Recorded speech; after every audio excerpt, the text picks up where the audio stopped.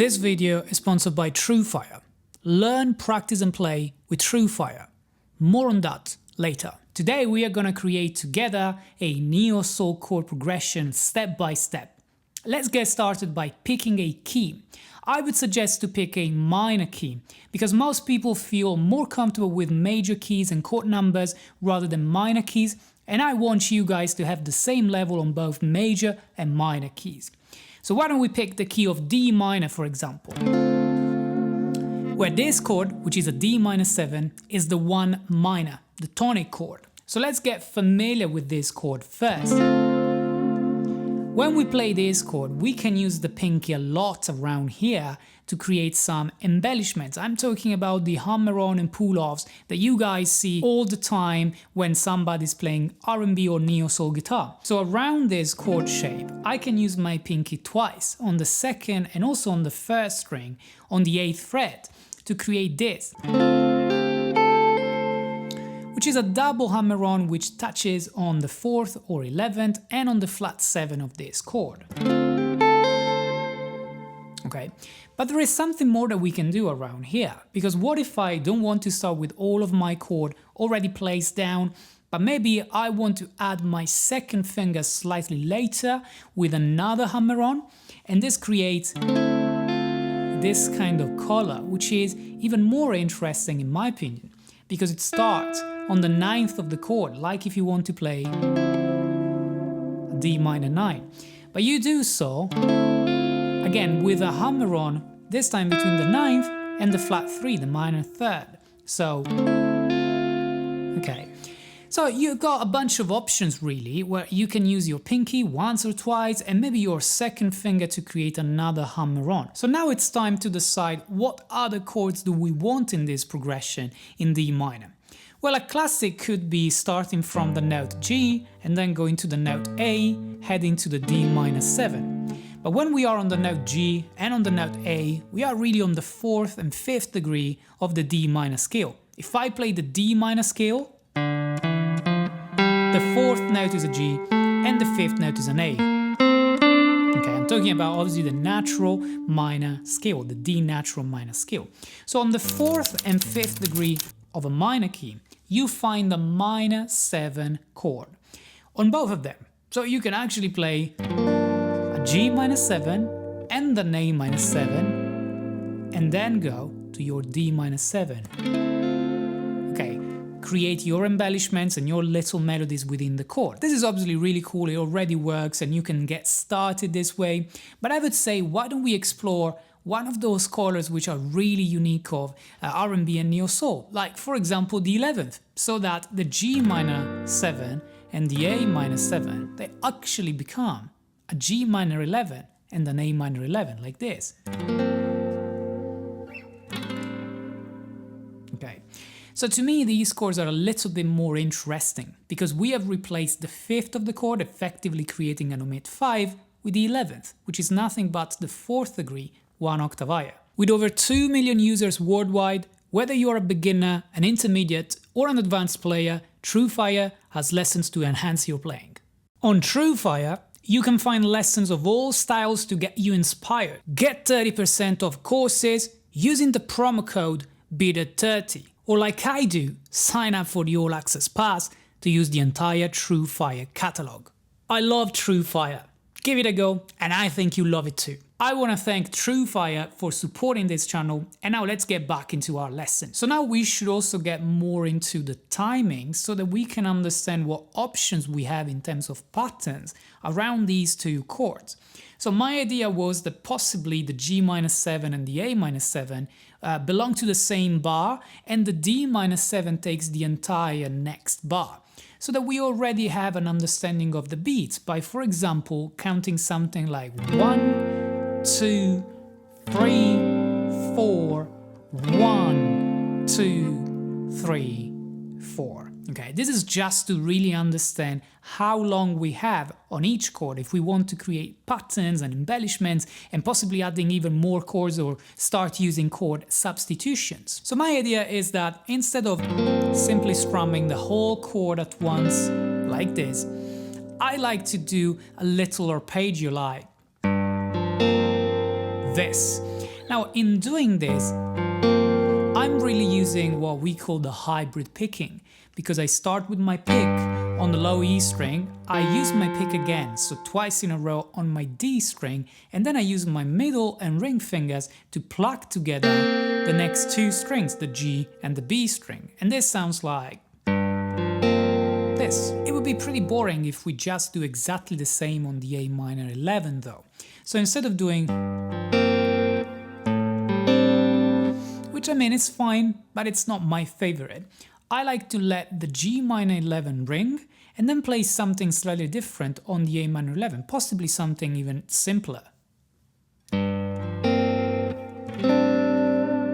Now, before we continue on these two chords, let's get back to the D minor 7. We have said that we liked this hammer-on between the 9th and the flat 3, so why don't we use then the pinky for the following hammer-on, and this may create a sort of melody like... Okay, so E, F, and then A, C, okay.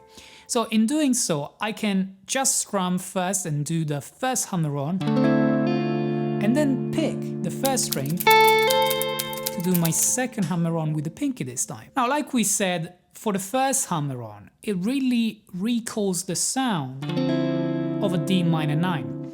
So why don't we then move to an actual D minor 9 using a neo-soul move like this? Okay, now when you see this chord, guys, you may wonder, how do you actually say this is a D minor 9 if you're just using, you know, the bottom 4 strings, for example? Well, the reason for it is because I'm really using an inversion, okay? So you could play a D minor 7 with the root on the 10th fret of the low E string and create a bar chord, or this position, okay? But when you see a D minor 7 with this position, if all you do is, for example, removing the D from the bass, okay, and instead you place it on top on the first string, okay, the notes that you're playing are clearly the same.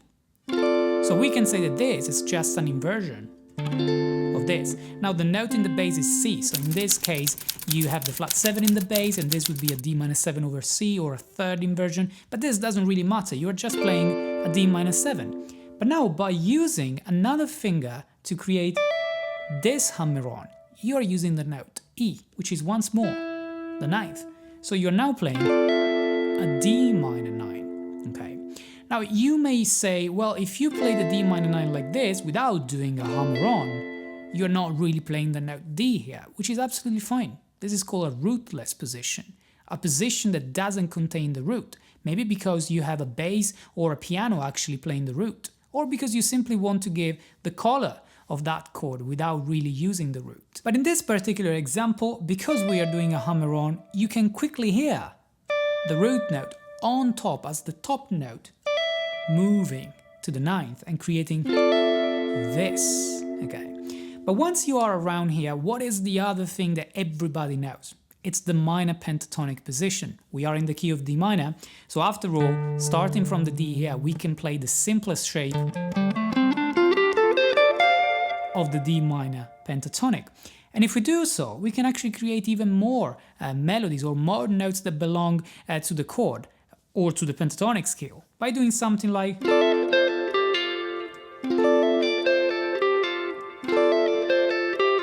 Okay, so what am I doing really? I'm doing my hammer-on followed by a pull-off this time between the root and the 9th, like we said. And then I'm simply playing the next 4 notes of the pentatonic scale, going descending on the B and G string.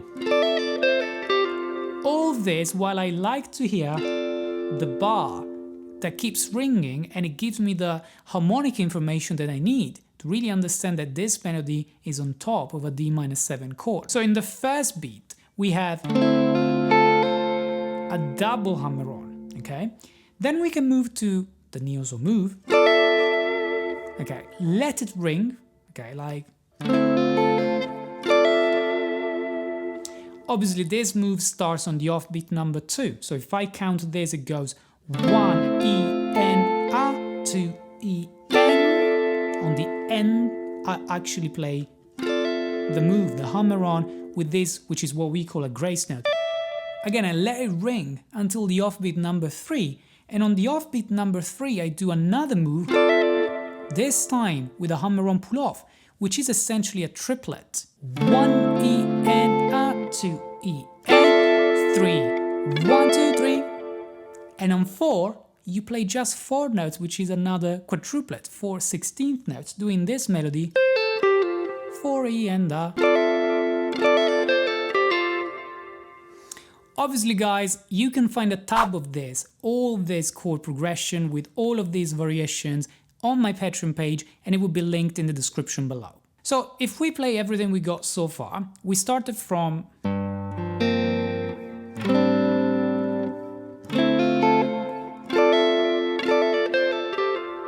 okay, but what if we want to do more on this A minor 11?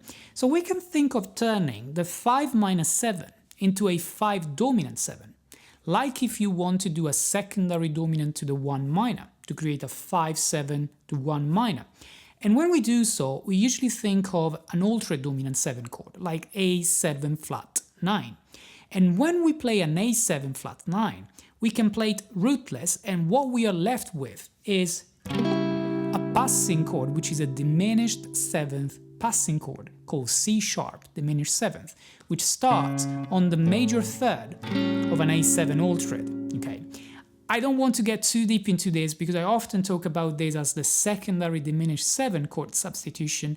Just keep in mind that we want to replace the A minor 7 with an A7 altered, and if you play that A7 flat 9 without the root, all you are left with is a C sharp diminished 7th, which is the 7 diminished 7th, and it's a passing chord to get to the D minor 7. Okay, so we could play the A minor 11 quickly and then position the C sharp diminished 7th to then start the usual embellishments on the D minor 7. So all together we get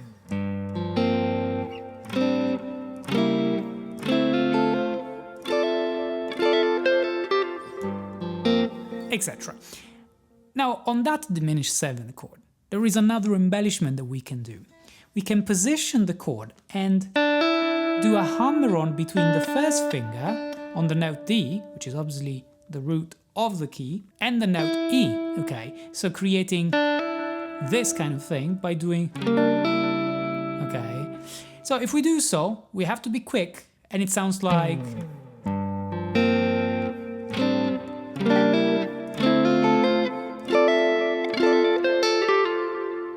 once more.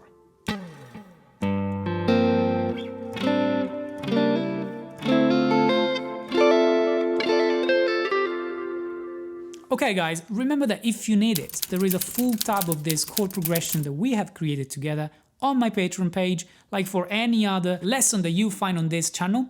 And if you have any other question, please let me know in the comments because I try to reply to every single comment.